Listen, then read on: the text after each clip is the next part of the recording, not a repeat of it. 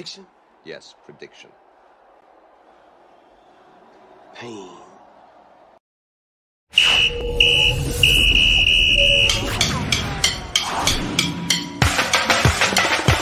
We run the clock, Super 16, it's the cream of the crop. College football time of year, don't stop. With You're adding this guy. Just another go dome with the courage, heart, skill, and will. Bringing you the best 16, serving up a plate for the football fiends. Ranking the best 16 college teams. Football fans, it's the show of your dreams. Ain't no bias, Chris Zorich ranking truth. Traded in the golden helmet in the past for a suit. With the tape, never lies, college ball, he's a stoop. Ranking the top 16, not the top 32. I don't mean to cut you off like a Zorich jersey, but you ain't really grinding unless the jersey dirty. Hit the running back like a Mack truck behind the 30-yard line. It's game time, my team riding off the sideline. You look at Chris like this with a fact checklist, going over college teams like a busy scientist. Steve streaking from his head like in his playing days. Super 16 polls on his show straight away. It's the FBS, the best of the best from the ACC to the SEC. Pac-12, Big Ten, Mountain West, Sun Belt, and the Big 12. Open your eyelids, who the best like the clock? Super 16 is the cream of the crop. College football time of year, don't stop. With Christopher Zorich, just another go dome with the courage, heart, skill, and will. Bringing you the best 16, serving up a plate for the football fiends. Breaking the best 16 college teams. Football fans, it's the show of your dreams.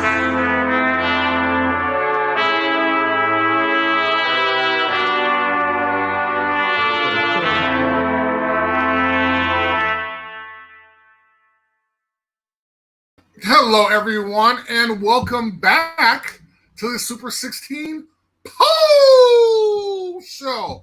It's been kind of interesting. We've had a couple days that we've been on Tuesdays, so we do want to apologize about that. We had to make some accommodations because of the Bears played on Monday night one week, and the other week, my producer, Phil Toshian, had a huge Chicago Bear hangover because he was hanging out with the team and he was at the game. So we want to send him out a huge gratitude for hanging out and giving some great information about the Bears at that time. And we want to thank the Football Writers of America Association and the National Football Foundation for allowing me to do this. I'm going to give you the top 16 teams in the country. And speaking about Phil Toshian, something may have occurred with like a little tummy ache or something like that.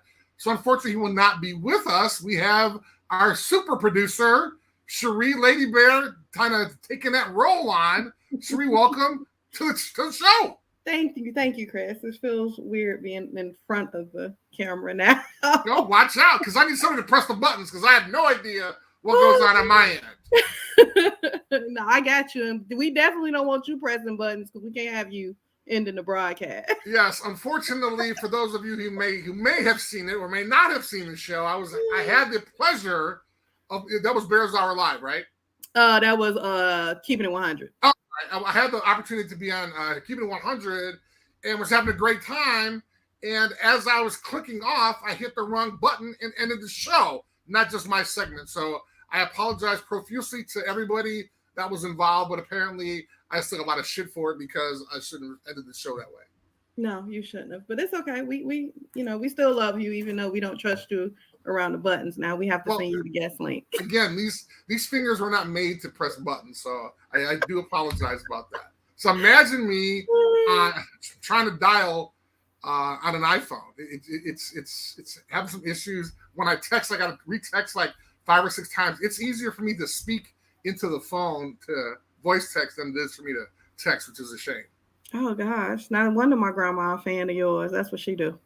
Hey, see, I love your grandma. As a matter of fact, how about that? So not only did I meet you and your mom, apparently I have met your grandmother before. Tell us a little bit about that. Yes. So I was visiting, while I was in town, I decided, of course, I was in town for the game, but I decided to stay a week longer so I can spend time with visit my family, everybody that's in Chicago. So I went by my nana's and we were just talking, and she was just kind of asking about, because she knows that she's not familiar with all the technology and stuff, but she knows that I'm on the network. So she was asking about that, and I mentioned, I was like, oh yeah, I also produce a show with Chris Zorich, and her eyes just lit up, and she was like, go over to the night she had on a coffee table. I had never paid attention. I swear, Chris, I never saw this picture before. Wow, thank you. And Sure, apparently thank you. It's on the coffee table, no less. Wow. So she was like, go look at that picture. I have a picture with him. So that's why I took this picture. I don't have it uploaded. I may text it to Shane so he can upload it and we can show it later. That is hilarious. Yeah. So she was like, I loved him even after he left the bed. Aw, well, you tell her thank you very much. I appreciate it. Yes. And then I asked, I said, well, when was that picture taken? And my grandfather passed in 94. So she was like, well, it had to be after 94 because I wouldn't have took the picture if your granddaddy was alive. It would have been him instead of her taking the picture. So. No, it still would have been her. The women in my family are the sports fans, not the men. It's so weird. Gotcha. So, that's fun to have a chance to take a trip down memory lane. It's exciting. I'm still kind of feeling the effects of the whole TTNL crew being in Chicago for a couple games ago. So I don't know how you guys do it. I'm still exhausted from that. Oh, I'm exhausted. I drove home Saturday, so. Ooh, Lord. I drove back to Virginia. I'm back in Virginia now, so. Oh, my God. Drive from Chicago to the D.C. area. It's about 10 hours, so I was exhausted. Yeah. Well, I'm glad you're safe. I'm glad that you're able to come in and fill in for our lonely producer who has a little tummy ache, so he cannot be here. So this is the segment now where Phil has this rant about the Bears. So I'm going to kind of hand it off to you. You may not have a 20-minute rant like he does, I'm not, but please tell us about your feelings about the game. Frustration. It's getting to a point where I don't want to believe the tanking concept, but now the losing really does seem intentional. It's ridiculous. The personnel that they're putting on the field, that these people can't do their job. I mean, you had Kyler Gordon looking completely lost. Our whole offensive line just was out of sync. They didn't know what was going on. It was going to get our quarterback killed. And I mean, with that, the news that we got today that his shoulder was dislocated. So now it's a question of they're saying that he's day-to-day, could possibly be season ending. So we're still waiting to get the results on that. So we don't know if he's going to be starting Sunday against the Jets, but it's just a season that I get preparing for the future. But I'll tell you, last year, I was the main one clowning the Rams about, y'all going all in. You probably won't win. You're spending all this money, won't win. And they win a Super Bowl. And now I'm like, why can't we do that? Like, I just want one. Right. I don't care. I know it's a bad thing. I don't care about the future. I want it now. Our last Super Bowl was 1985. And I'm tired of having to reference that as the last time we had a legit Super Bowl contending team. Even the 06 team, our defense was there, but our offense wasn't. Right. I would just like to have a team where we see all cylinders firing together. So I don't care about the draft picks that we're getting just by losing. Please don't tell me any of that. Just, I want to win now. Like, it's the losses are disappointing. Yes, for the Miami game and the Detroit game, the refs had played a big factor in it. But last week, even though there were some bad no calls and missed calls and bad calls, but this one I can't put on the refs. It was clearly the Bears it's every game they're in it and then they break your heart. Like, I'd rather just blow us out. Right. So, I've already tuned out by the third quarter. Don't have me holding on to the last second and breaking my heart. Like, well, here's the hard thing. Imagine what's going on in that locker room, right? I mean, everybody on the team, everybody has social media. Long before social media was around, I was in the locker room and we had a couple 4-12 seasons. And so the conversation in the locker room becomes what's going on? What are the coaches doing? Are they doing this on purpose? Are we going to be here next year? And so those conversations are going on in the locker room now. And since we've seen what would happen with Quinn and Roquan, we've seen them make a proactive move to say, hey, we're going to improve this team for the future. what happens in that locker room. So that's really the thing that I'm worried about, and especially now that QB1 goes down, what's going to happen to the locker room?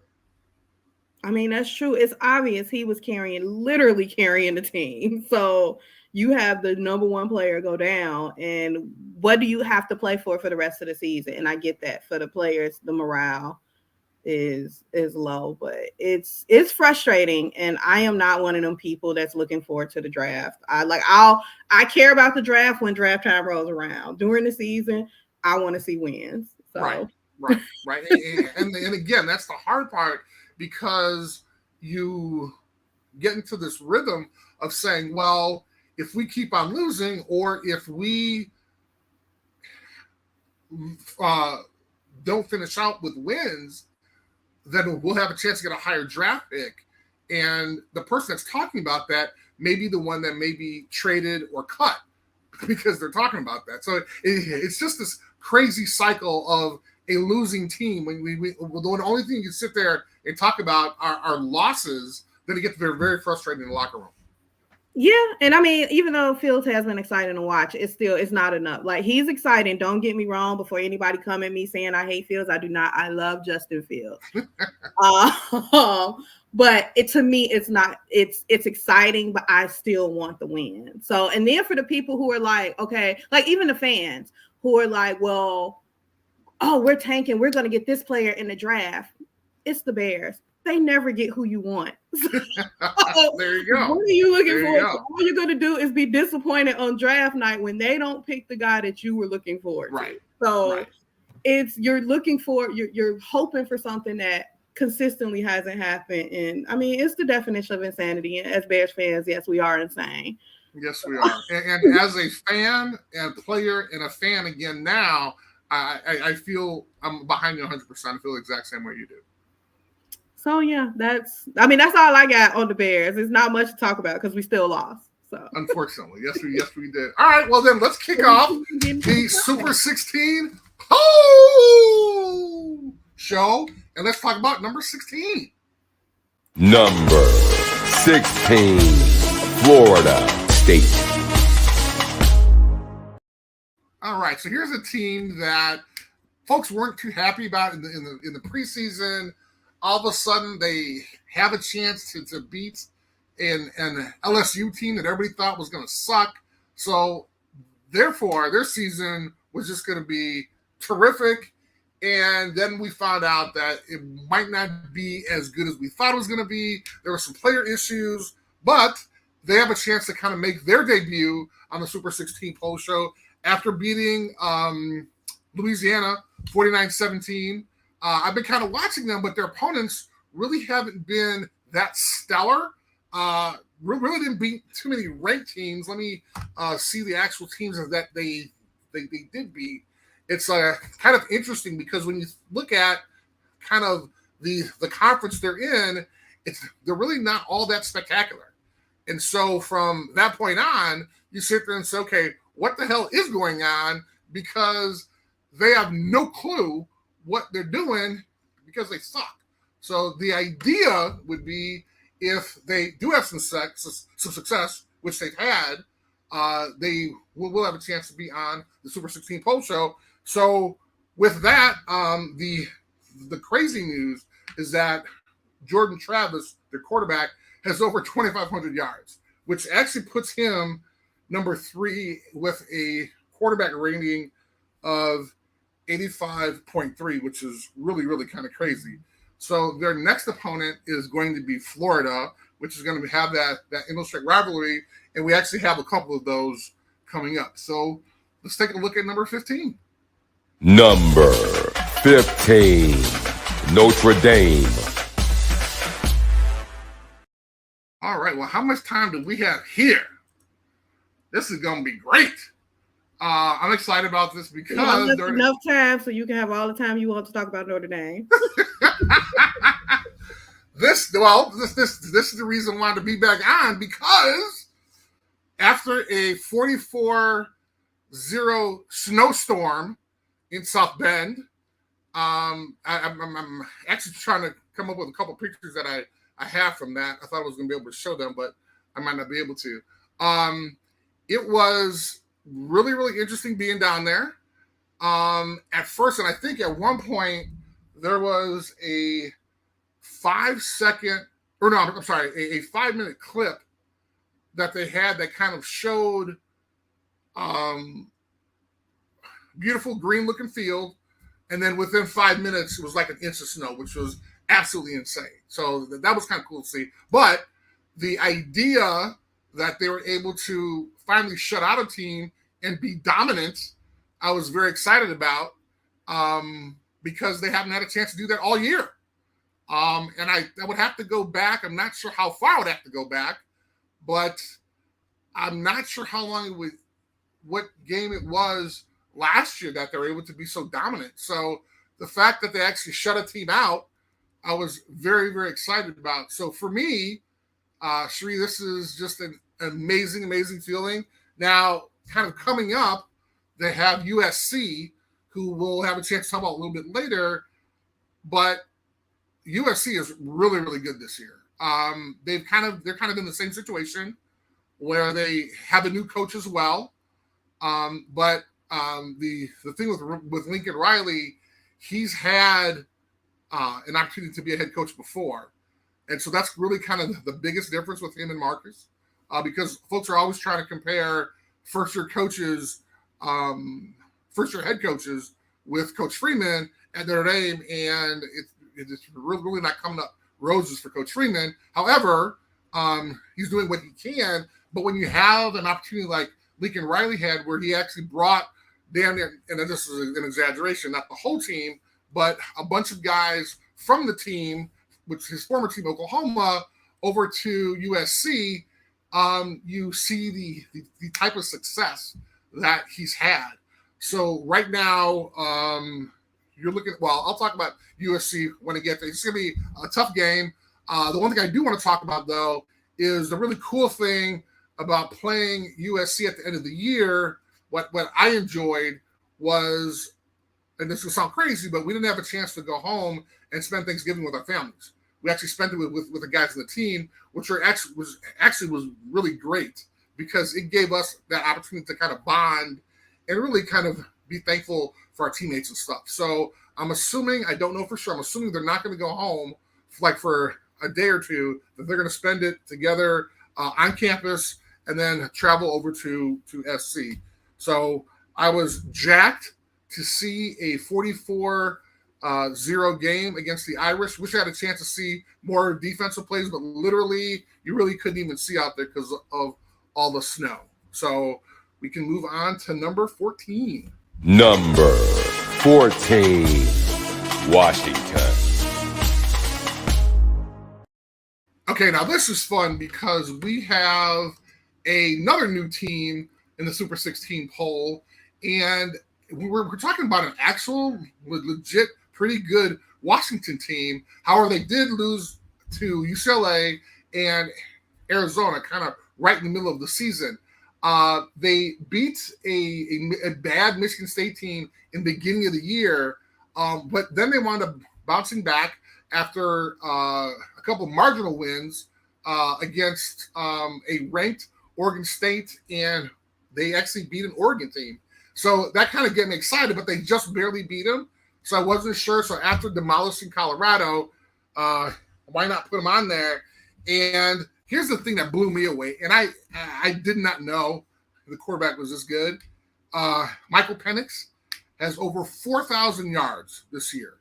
That puts him obviously at number one in passing yardage in the whole Division I of NCAA, and that's pretty cool. So having a chance to kind of see that aspect, even though I don't stay up until like 3 o'clock in the morning watching the Pac-12 games, it's kind of cool to kind of see them kind of have that type of success against a pretty interesting Pac-12 conference this year.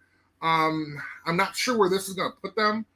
Their next game is going to be their rival game against Washington State. So let's move on to number 13.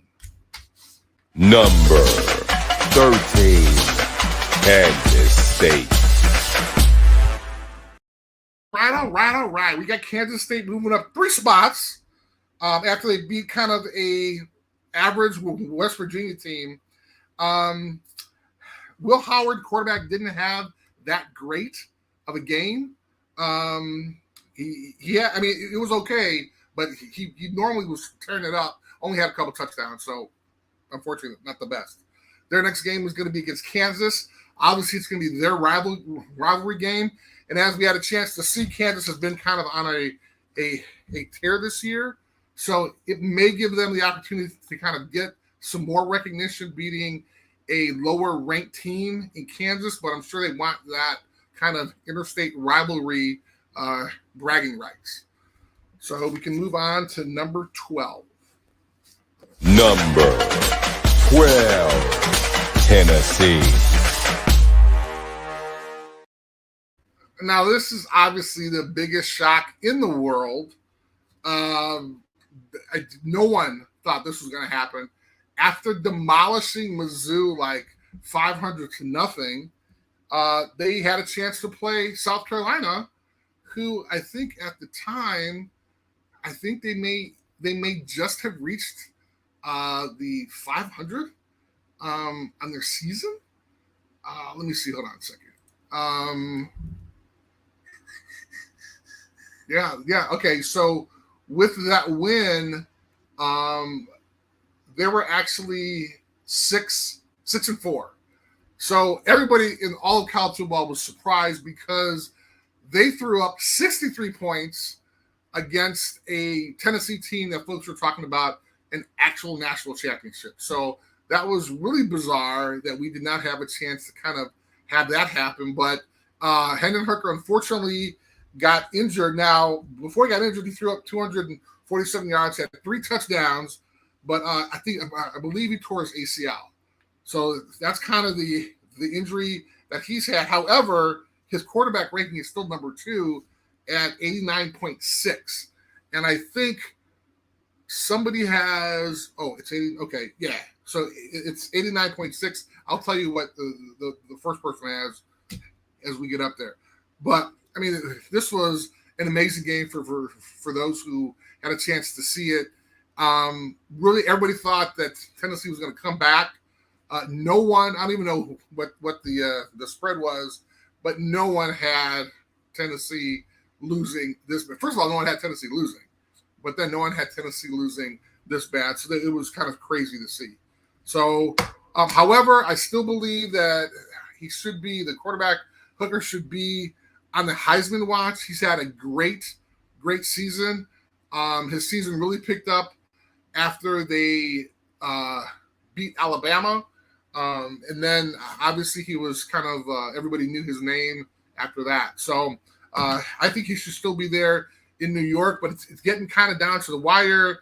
And I think there's only going to be a handful of folks that are going to be in New York this year. And unfortunately, to some folks, I think they're all going to be quarterbacks. So I'm sure some people have some comments about that. Let's move on to number 11. Number 11, Utah. This was a rough one for my guy, Cameron Rising, the quarterback there. Now, he had a really bad game, threw 3 picks, wound up losing to Oregon, who's actually a pretty good team with Bo Nix. But this is literally going to put them out of any chance to really – I mean, the only chance they have to do now is go to a really good bowl game. Unfortunately, they really had some nice opportunities, but their losses were in the first week of the season was Florida.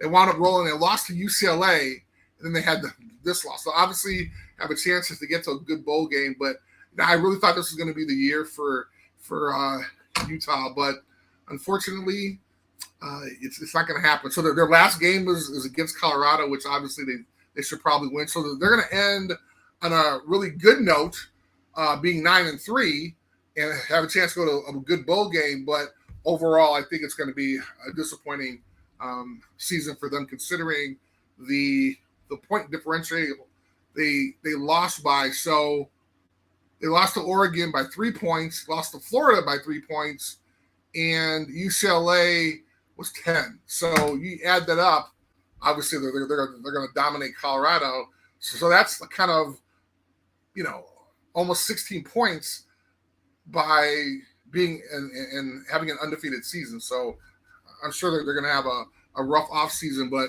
a positive one as well. So let's move on to our top 10. Number 10, Penn State.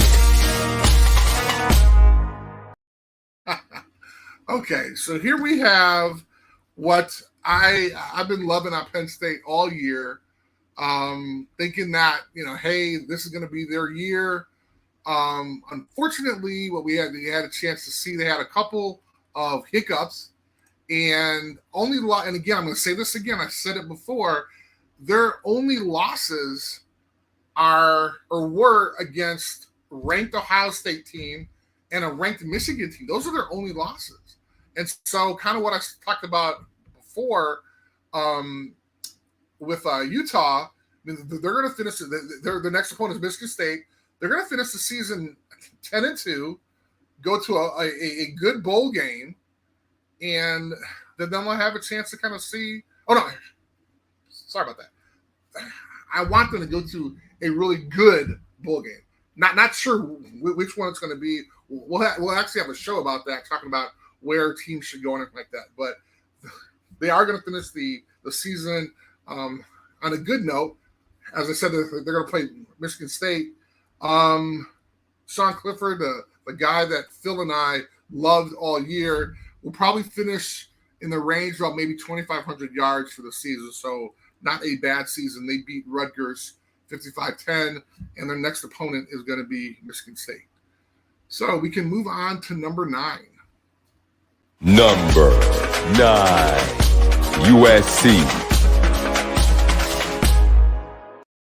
Okay, Sheree, so this is the one that I've been talking about, because this game, it was an amazing game. We had UCLA versus USC, all the hype.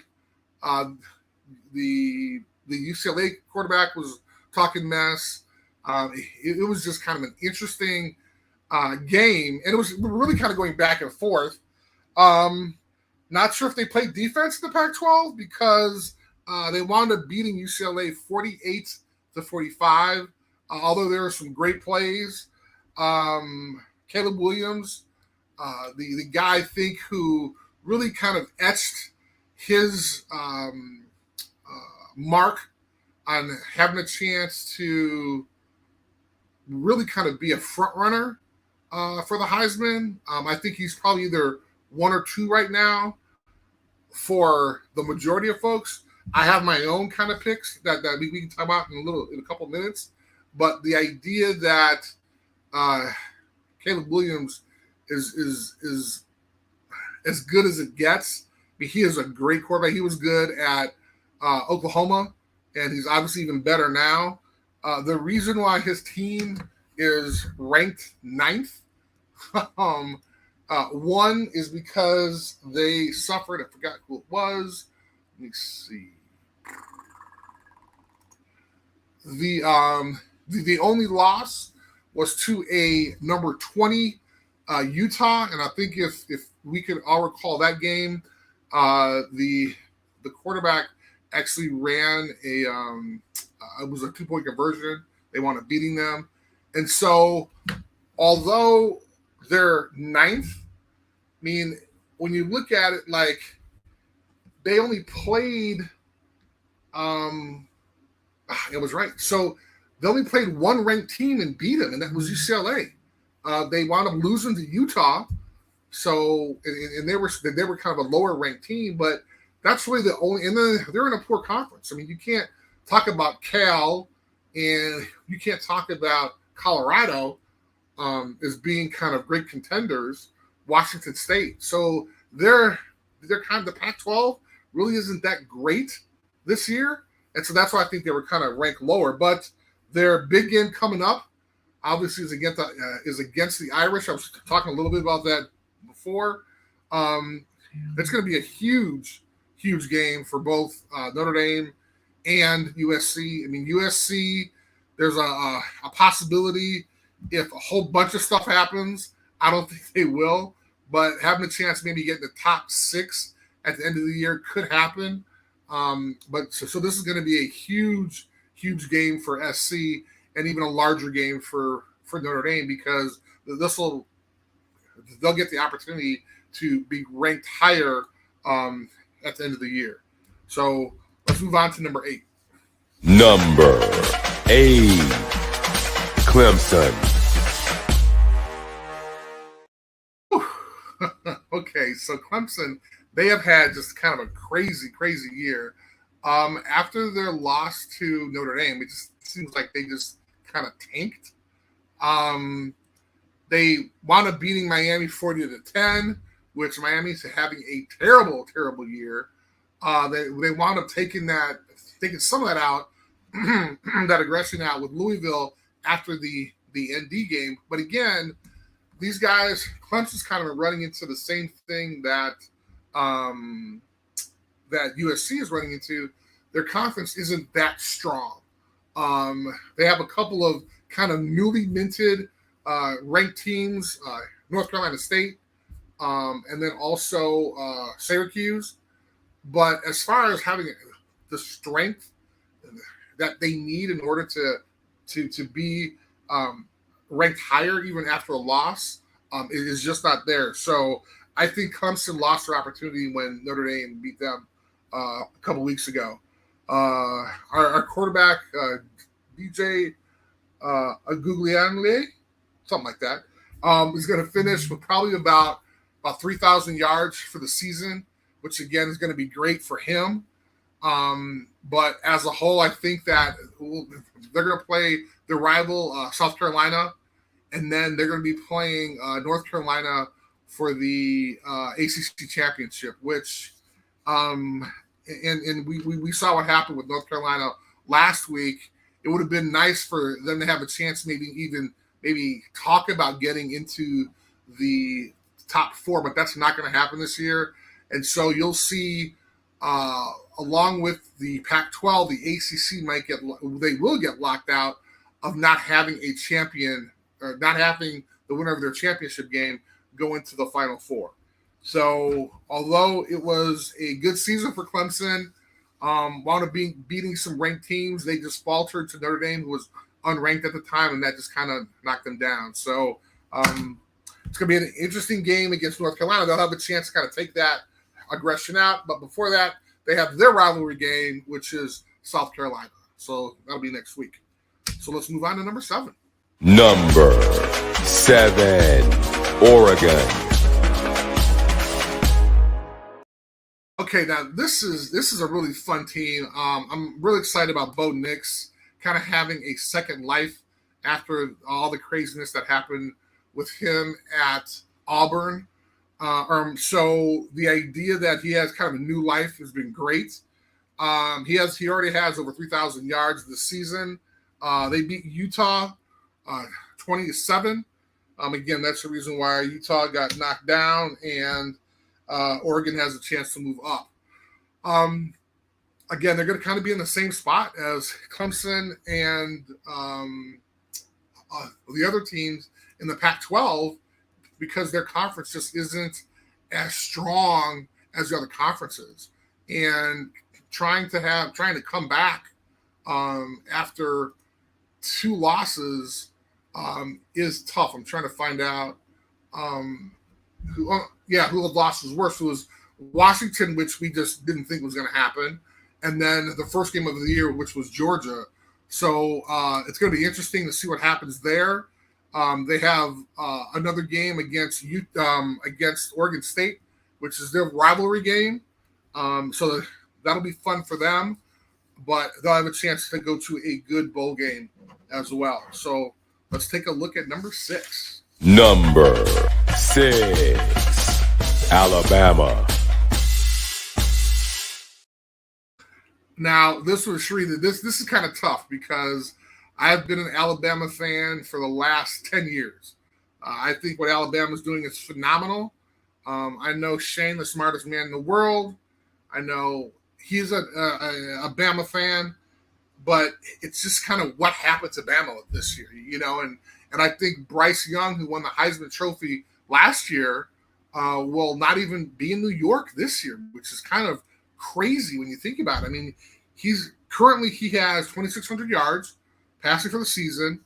Now, again, they lost 2 games, right? They lost the game against Tennessee and LSU. When you think about the other games that they were close in, they almost got beat. Who was that? They almost got beat by Texas A&M again, kind of for a second year in a row. So this year isn't what Alabama is supposed to be. And I think folks are, not me, I think other folks are excited about that because they have a chance to kind of see new blood that kind of is going to be in the Final Four and have a chance to compete for that SEC championship.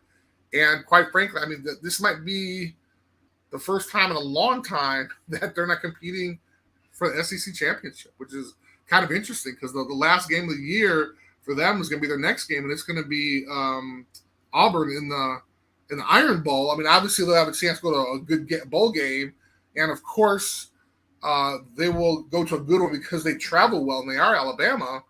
But as a huge proponent and fan of Bryce Young, I think Bryce Young is one of the best quarterbacks this year. He's calm, cool, and collective. However, he's going to miss out on this opportunity to kind of be in New York for the Heisman again. So, but again, they're going to have a chance to go to a great bowl game. They'll finish strong in the Iron Bowl, but it was a rough year for them.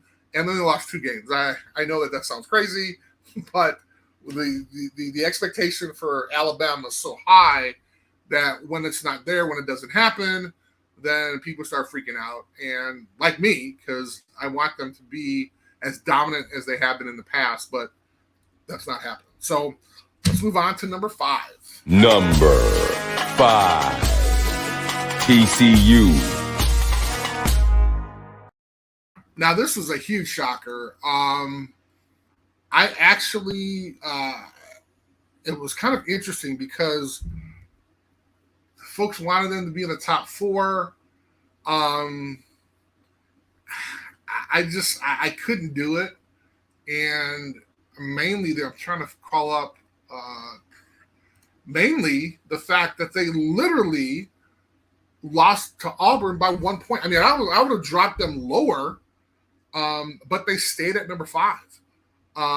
They couldn't move up 1 because I just didn't think they could. It wouldn't have been fair to the ones above them. But when you look at kind of their season, yes, they're undefeated. It's hard to be undefeated. I was undefeated in college. It was tough. But the teams they played weren't that great. And so I could see where I know why I picked them to be out of the Final Four. But when you think about kind of what the College Football Playoff Committee is going to think about, they're going to think about their opponents as well. And I'm not too sure how they're going to rank them. Yes, we talked about Kansas being ranked at one point. At one point, Oklahoma State was kind of ranked high. And even Kansas State wasn't. They beat all those guys. But it's going to be kind of a flash in the pan, and I hate to say this because I'm sure I get criticized, but it's almost like how Cincinnati was last year. Again, totally different conferences. Cincinnati, I believe, was in Conference USA, right? I think, but the strength of schedule obviously is in favor of TCU, and being in the Big 12 is important. But when they're not a strong conference, then you get blamed even though you're having some success. So I don't believe they earned that spot to be in the Final Four.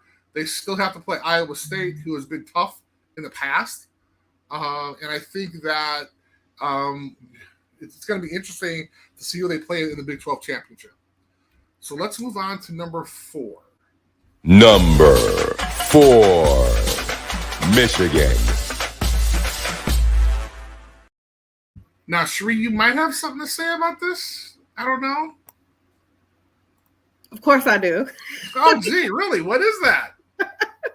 Look, I get we struggle against Illinois, but Illinois against Illinois. We dropped for that.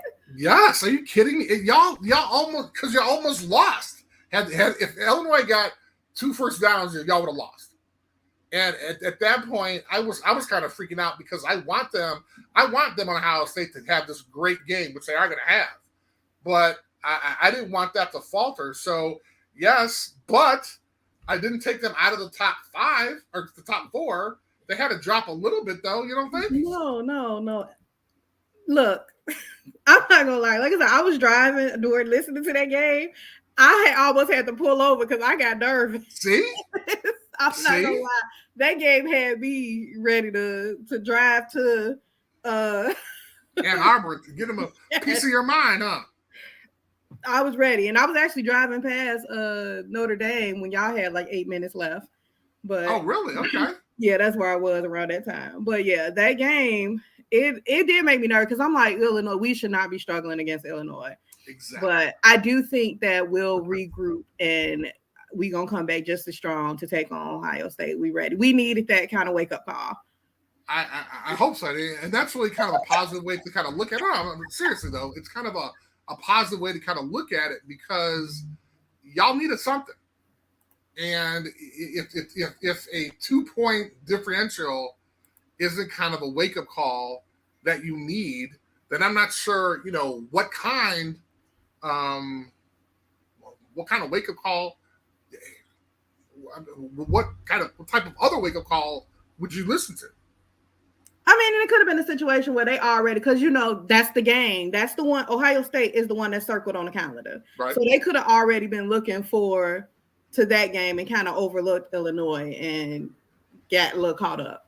So a little story. They almost lost. But we didn't.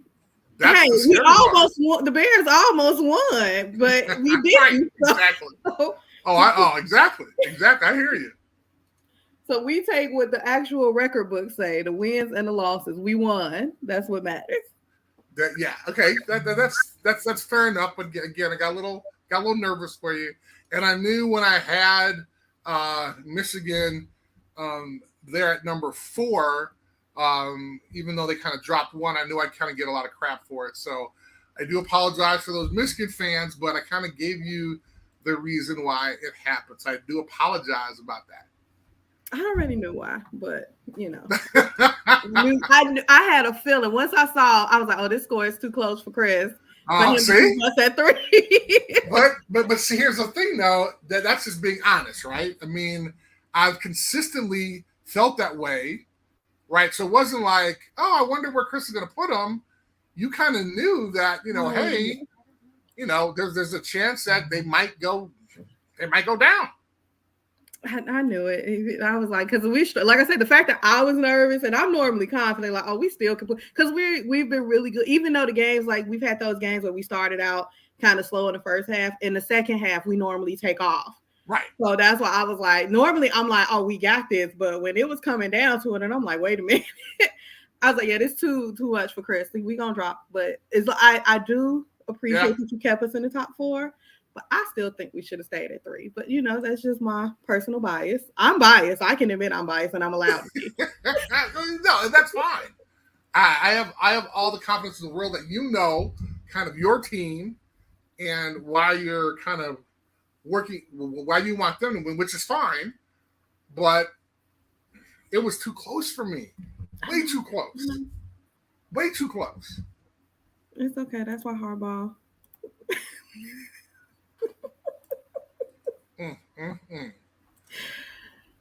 That's okay. We gonna redeem ourselves Saturday. Okay, now I like that. Now, just so happens that number 2, we can move on to number 2. Okay, hold on. Let me go back down. Oh, I'm sorry. No, we on 3. We can go to number 3. All right. Yeah. So let's pause that. Let's talk about number 2 when we get there. I'm sorry. Let's talk about number 3. My bad. Number 3, LSU. Now, honestly, this has been the biggest surprise. I did not think that LSU would be anywhere near the top 4. Yeah, I know. But let's take a gander, okay, at some of here. Let's hold on a second. Let's move this screen over. I can't do that. Hold on. So I want to take a gander at the other. Nope. Damn it. Okay, hold on. Let me move this over here. And let me find my. Oh, here we go. Okay, sorry. So let's take a gander at kind of the season that our LSU Tigers had. Okay, so the first game of the year, their first game, they get not blown out, but they lose by 1 point against Florida State. And at that point, who the hell is Florida State, right? And so I think that really kind of hung over their head. They played New Mexico, Southern. I mean, again, no team was going to kind of put them in a big ranking. Auburn's having a terrible year. They beat Auburn by 4 points. Not great. Then they lose to Tennessee. Okay, so now they're kind of on the back burner, right? But then they pop up and they beat a number 7 Ole Miss. And then Brian Kelly's balls are just humongous because he went at home. He went for the win, 2-point version, and he did it. As much as I'm not a Brian Kelly fan, I got all the respect in the world for him because he did what no one else would have done, and he completed that 2-point conversion, did well. So then, boom, that kind of gave him the team that rise they needed in the rankings, and then other people start fumbling, right? You got Tennessee, you got Ole Miss. All these teams start falling down, and then you find them in a situation where Michigan almost loses a game to Illinois, and bam, they're in number 3. So I honestly be really interesting to see where they're going to be in the college football playoff ranking because they were number 7, and I had them last week at number 7 as well. And so if they're thinking correctly, they may put, LSU in the top 3. So it's going to be very exciting. However, they do have Texas A&M next. We know that's going to be a pushover. However, folks are going to be a little nervous because it is an SEC game at Texas A&M. So if Texas A&M has nothing else to live for, their team, it would be great to kind of take down LSU as they're going to be ranked very high. Then after that, regardless, they have a chance to compete against Georgia for the SEC championship. However, if they lose, I think Tennessee may have they already played Tennessee.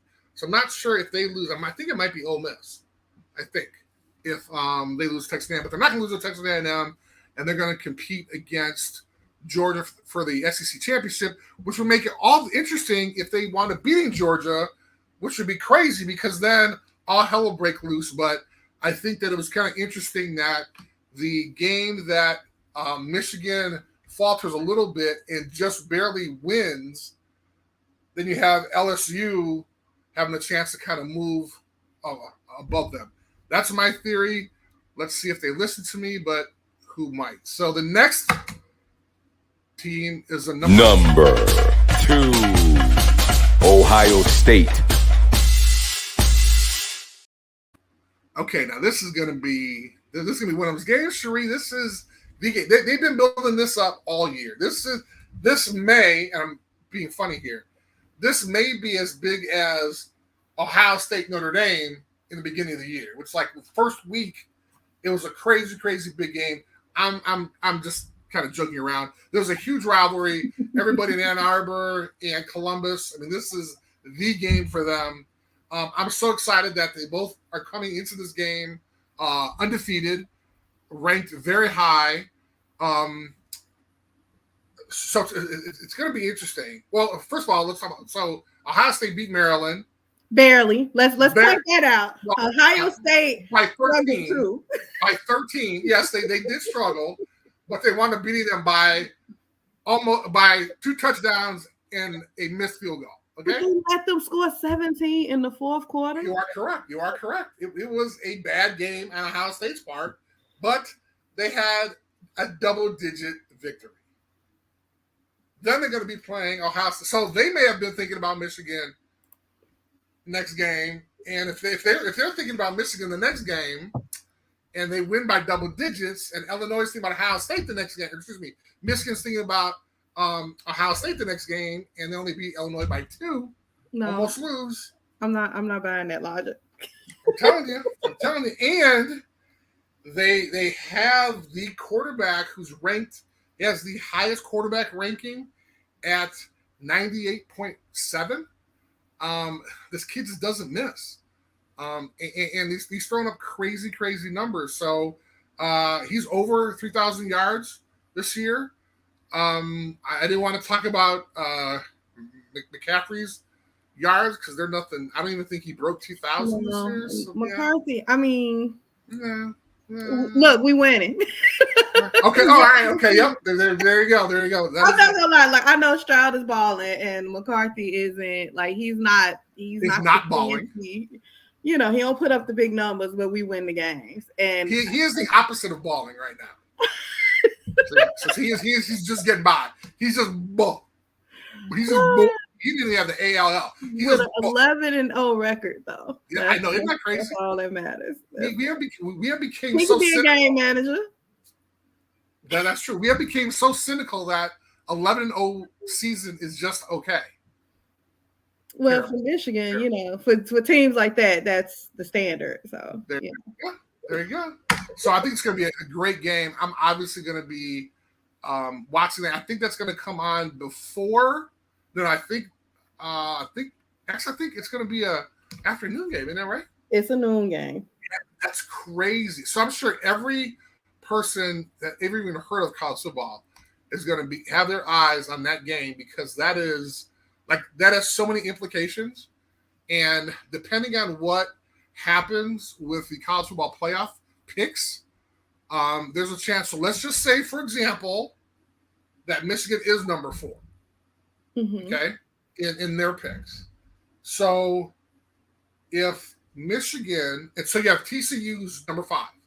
Okay, so if Michigan beats Ohio State, how far does Ohio State drop? Do they drop out of the top 4? Do they become? That's what I've been seeing a lot of them talking about with the way, like especially with the way Tennessee fell. That even between the two of us, whoever loses the game, we can still be in the top 4. Right. And so that's going to be really interesting because if there's so let's say Ohio State does beat Michigan. I know we're not supposed to say that, but let's say Ohio State does beat Michigan. How far does Michigan drop? I mean, in your ranking. Wow. Well, that's what happens now. But look, I'm the guy. The poll show. Wow. I hope that you consider how dominant we've been this season. And Dominant, and you lost by Illinois. Okay, my bad. I mean, I'm the guy who kicked out. Everybody have a bad work day. I'm the guy who kicked out my alma mater out of the top 16 because they beat Navy by 3 points. So that's what I'm looking at. So if I'm willing to do that for the team that I bled for, I graduated with, start a scholarship there. If I'm willing to do that, you the ain't team gonna that I love, your ex-team, your teammate. True. See, that's what happens.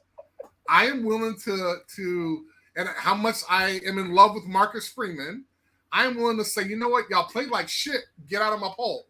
So if that happens, if Michigan loses, oh Lord, I don't even know where they're going to. So what happens with Ohio? Because you've been keeping Ohio at 2 for a while, and I think at one point they were number 1, and then they had a little falter, and then Georgia was able to get there. So let's talk about the number 1 team in the poll.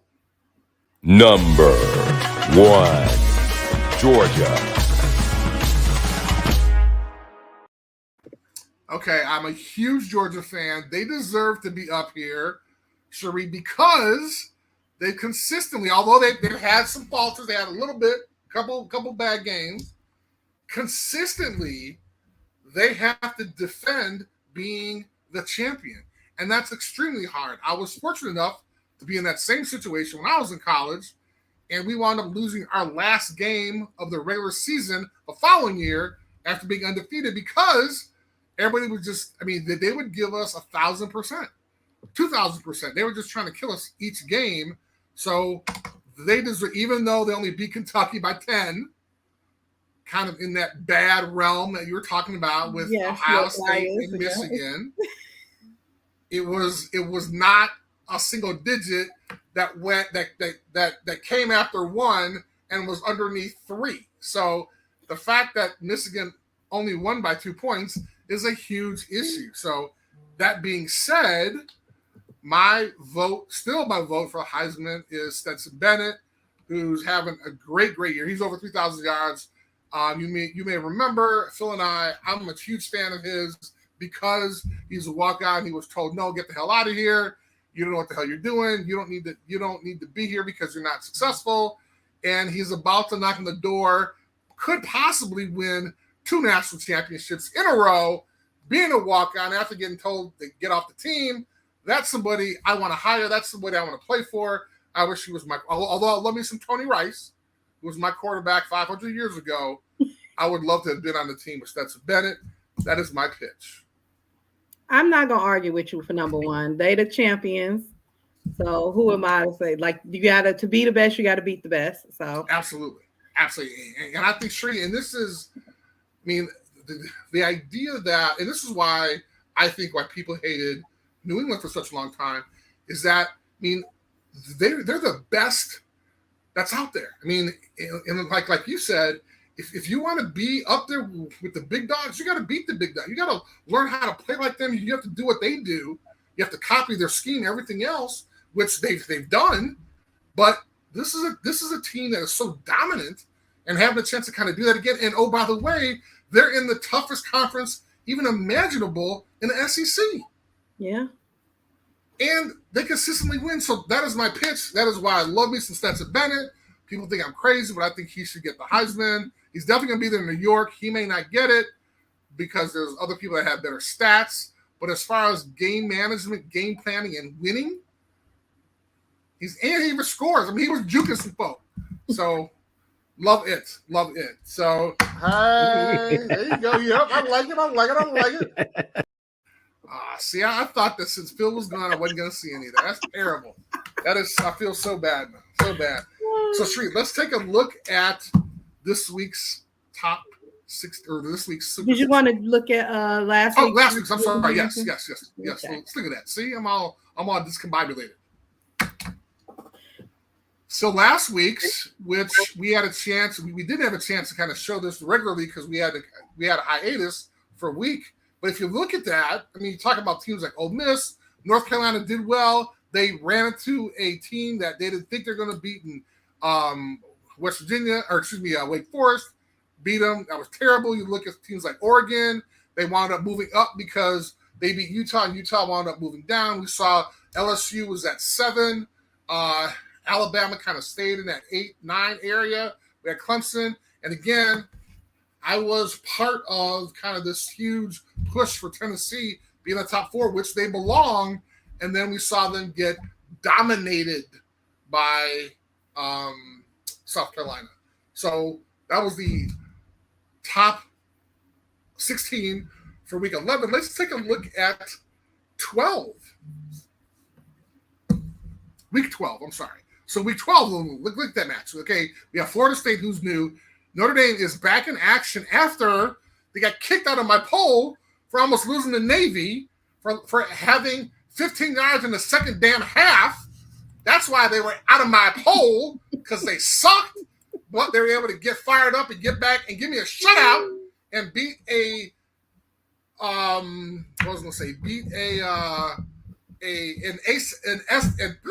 ACC team 44-0, which is the first shutout in maybe a couple years. That's awesome. Washington is new. Kansas State we're seeing back. Tennessee, unfortunately, had to drop some. Utah had to drop some. Penn State has a chance to come back again with those 2 losses with Michigan and Ohio State. So it's kind of going to be interesting to see where they end up. We got USC, who's going to have a chance to play a good Notre Dame team kind of coming back. That's going to be a huge, huge game. That may even be in my top 5. Who knows? We don't know yet. But Clemson, again, here's a team that everybody thought was going to do well. DJU, I didn't want to mess up his name again, wound up coming back. He's going to be over 3,000 yards. Folks did not like him. They wanted the freshman to come in, but they're going to end up with only that, hopefully, that 1 loss. But then they also have to play, I believe it's going to be North Carolina in the ACC championship. We have Oregon, Bama. We talked about Bama. We talked about TCU, how they needed to get out of that top 4. And we saw Michigan dropped 1. Wasn't a lot. We only dropped 1. And then we saw LSU, like literally LSU has only been in the rankings the last 3 weeks, but I think they deserve it because of what they've been able to do. So it's going to be kind of interesting to see what happens in the SEC championship that we're going to see in 2 weeks. We got Ohio State going to play in another big game. They're going to be playing Michigan. That may be in my top 5. Who knows? And the last one is going to be Georgia. So let's take a look at the top 5 games of the week. Chris, before we do that, Yes. I had a little something. Yes. Hey, there we go. All right. That's me when I was a baby. I think I was 13 back then. 13 or 14. Had no facial hair. That's me. And that's your sister, right? Siri? Oh, I'm clipping that so she Is that can not hear your that. sister? I'm just saying. I think that's your sister, right, Siri? She thinks so. Me and her like sisters. That's my See? Nana. There we go. There we go. So that was a couple years ago. I would have to say. Just a couple. Just a couple. I got this gray beard, and I had no hair again. I had this, but it's all gray now. So. All right. That was a great picture down memory lane. I love that. That's awesome. But I'm mad that that's been sitting on her. Please tell your sister I said hello. Table. Please tell your sister named Nana, nickname Nana, that I said hello. I will definitely tell her. All right.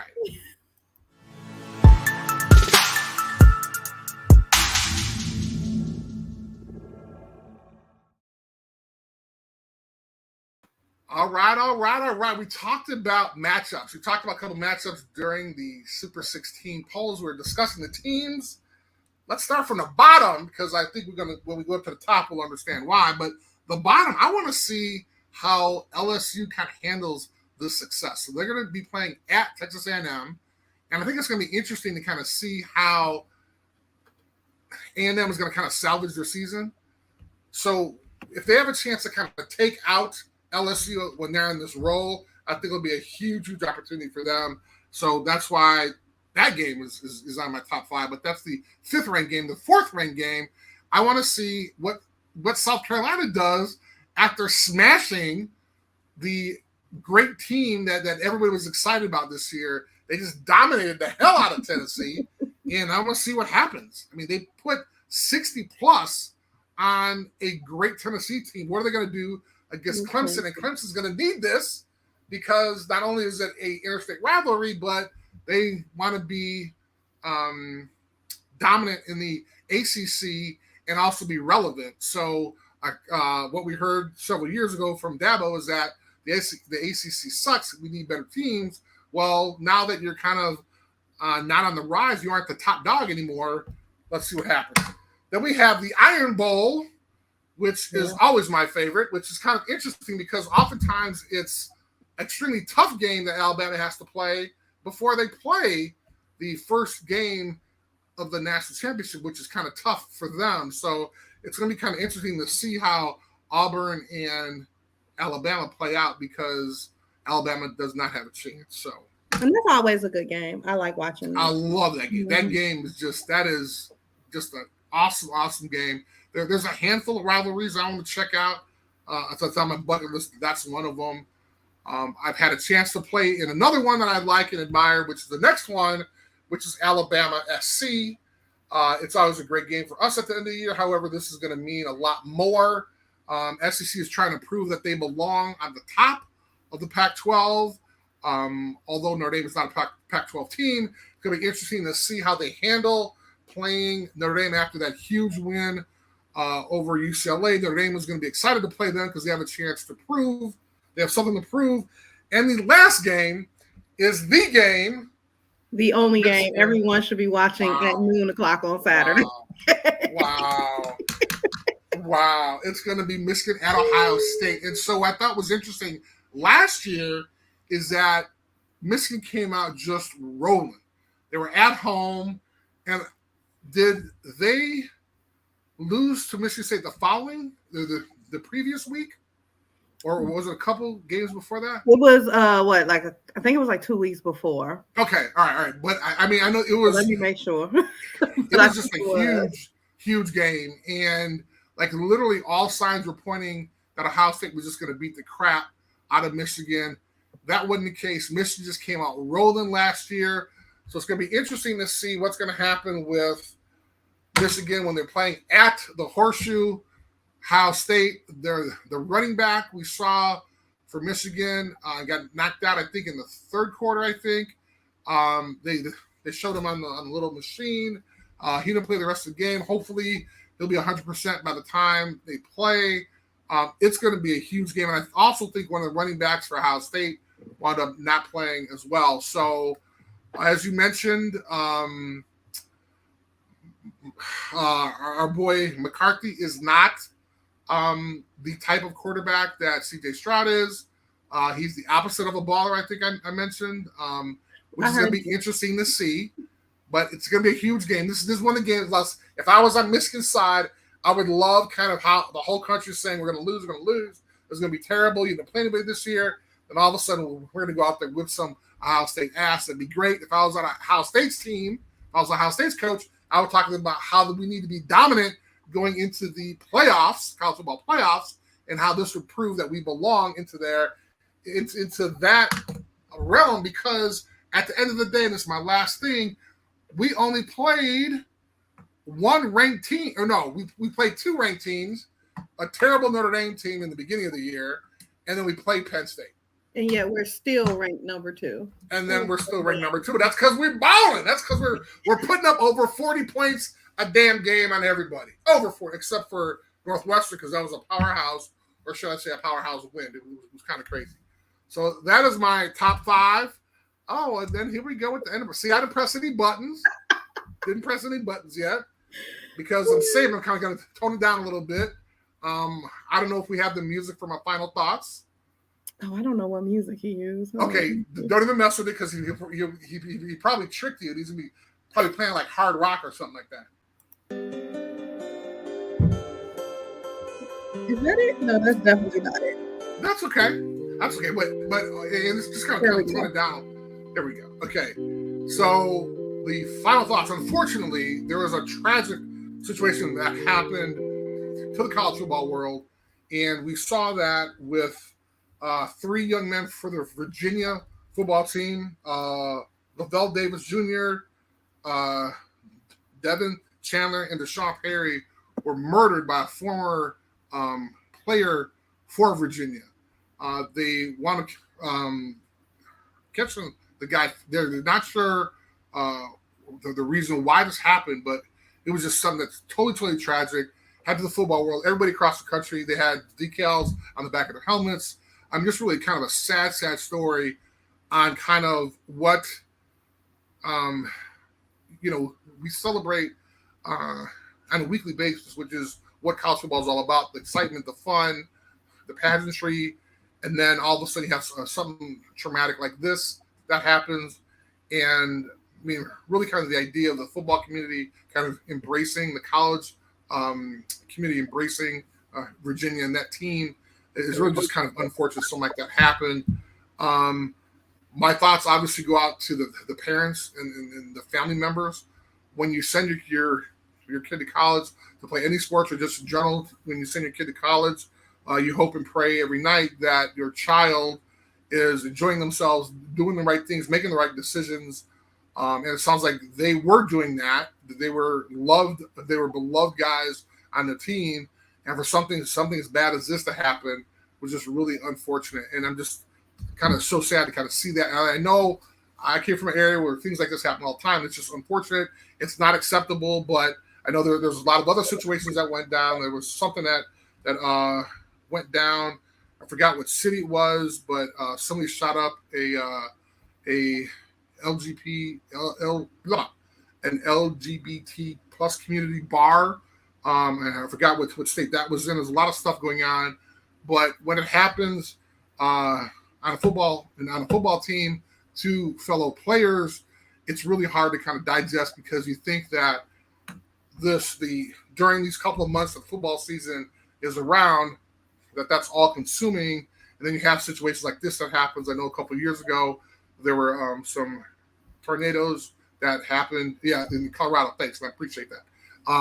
There were some other issues that happened a couple of years ago in Oklahoma with the hurricanes and everything. So, I mean, we're supposed to be excited about having fun, which this show is about. Just loving our college football. And then when something like this happens, it's just so tragic, because, again, these are young men in their prime. I obviously didn't know them, but just the thought of they were kind of brothers on a college football team is important. And just knowing that there are parents out there that are grieving. There are friends and families out there that are grieving for something that just did not have to happen. It just kind of tears my heart apart. Agree. Well said. I mean, it really is. This senseless violence is getting to be a lot. So, I mean, I mirror your sentiment of thoughts and prayers going out to the families and all of those affected in that community. So, well said, Chris. And then just to confirm, they did cancel their last game. Virginia canceled their last game. Okay, right. Yeah. Okay. So, because I know they were supposed to play I forgot who they were supposed to play. And I think it was Coastal Carolina.